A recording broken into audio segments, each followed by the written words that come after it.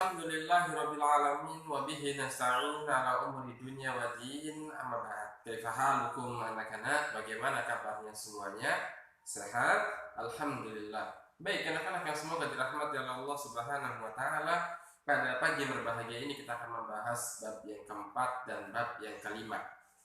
Yang pertama adalah kita membahas tentang bab yang keempat yang berjudul tentang tafsir surat Al-Infitar. Surat ini diturunkan di kota Mekah sebelum Nabi Shallallahu Alaihi Wasallam hijrah ke kota Madinah. Surat ini berjumlah 19 ayat ke-82.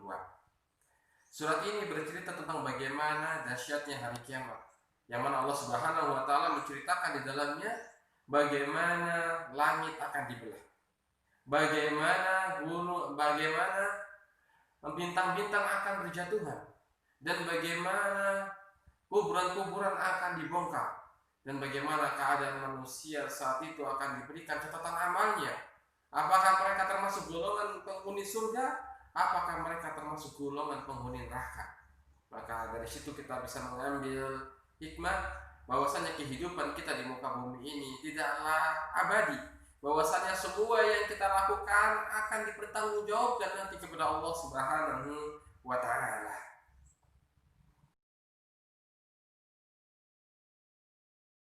Sekarang kita masuk ke dalam bab yang kelima yang berjudul tentang tawadu.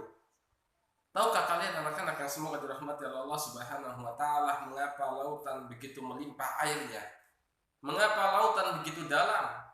Itu karena lautan adalah dataran yang paling rendah, sehingga air-air di dataran yang tinggi akan bermuara kepada lautan. Begitu juga gambaran sifat manusia. Tatkala seseorang semakin merendah, maka semakin banyak keberkahan ilmu yang akan dia dapatinya. Di dalam syariat Islam, rendah hati disebut dengan tawadu. Dan tawadu adalah sifat wajib yang harus dimiliki oleh orang yang berilmu. Dan tawadu adalah salah satu amalan hati. Dan seseorang yang memiliki sifat tawadu, maka dia tidak akan merendahkan orang lain, tidak akan mencaci orang lain, tidak akan berkata keras kepada orang lain. Dan puncak dari ketawaduan seseorang adalah dia menerima kebenaran dari siapa saja.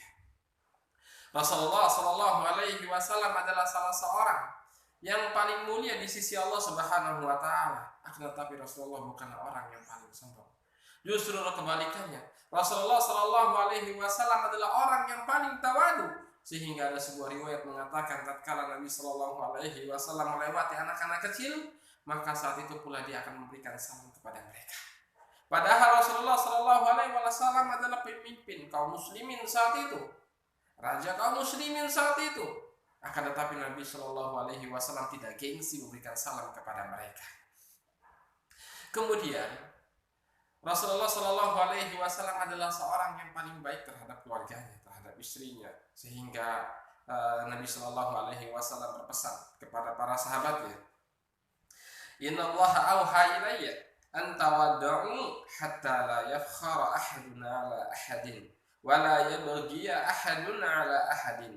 Allah mewahyukan kepadaku agar kalian saling bersikap rendah hati, dan begitu seseorang tidak akan merasa bangga di hadapan yang lain, dan tidak pula berbuat sewenang-wenang terhadap yang lain.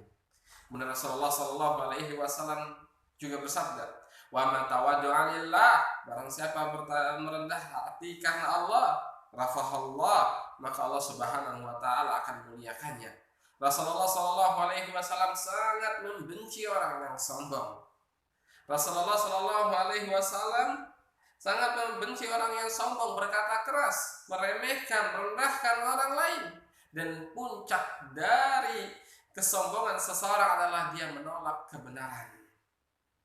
Dan Rasulullah Shallallahu Alaihi Wasallam bersabda, la yadkhulul jannah, tidak akan masuk surga, man kana fi qalbihi, barang siapa yang di dalam hatinya mithqala dzarratin min kibrin, terdapat kesombongan walaupun sekecil debu.